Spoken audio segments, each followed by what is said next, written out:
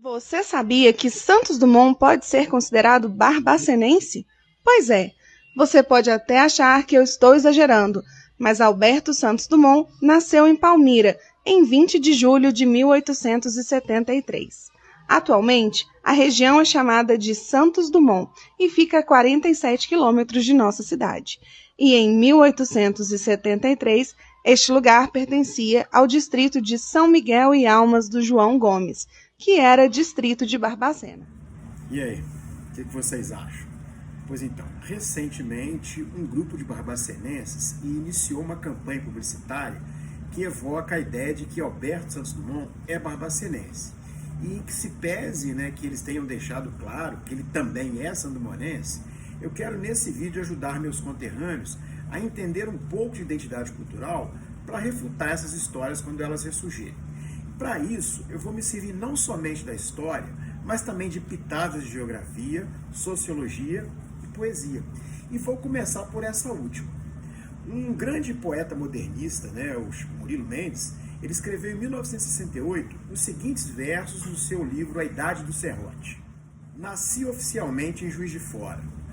Quanto à data e o mês do ano, isso é da competência do registro civil.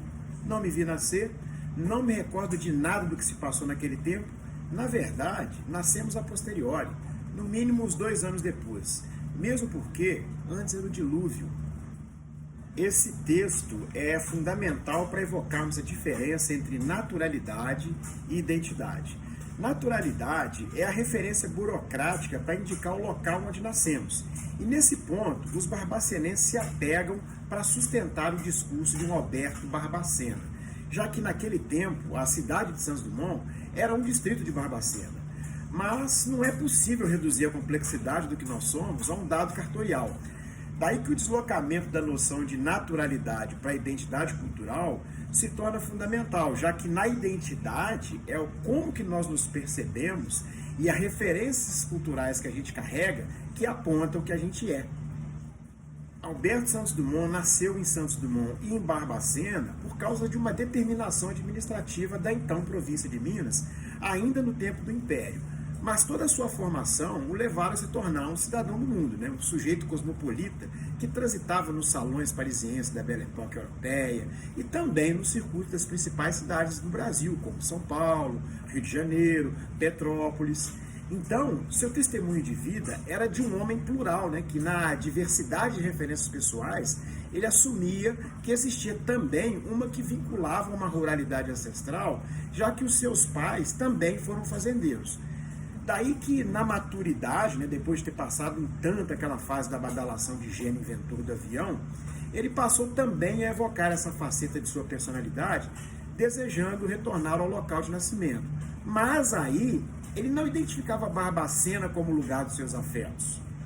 A ideia de lugar, a geografia nos ensina que é como o espaço geográfico é preenchido de sentimentos, sejam positivos ou negativos. Por isso que a gente fala de lugar bonito, lugar novo, lugar quente, lugar cheio, e etc. Então, o lugar geopsíquico que o Alberto identificou foi o de Palmira, do sítio Cabangu, e não das terras lá dos Campos das Vertentes. Então, era no sítio Cabangu que ele visitava os seus amigos sitiantes e fazendeiros do entorno para uma boa prosa. Era ali que a produção do seu sítio era processada. Era ali que ele deixava de ser o Alberto inventor para se tornar o mineiro Alberto, mais próximo do que nós somos de modo geral. Então a nossa identidade cultural ela é acionada pelo discurso.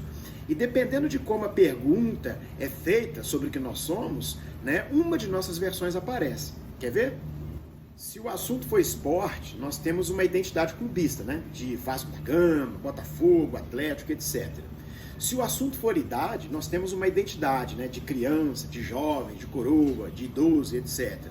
Se o assunto for nacionalidade, nós temos uma identidade que pode ser brasileira, italiana, angolana e etc. Daí que os documentos do Museu de Cabangu testemunham que ele evocava, em algum grau, uma ancestralidade ligada a Palmira, que havia se emancipado de Barbacena em 1889. Quando Alberto Santos Dumont tinha pouco mais de 15 anos e ainda vivia a fase do dilúvio, que foi descrita pelo Murilo Mendes.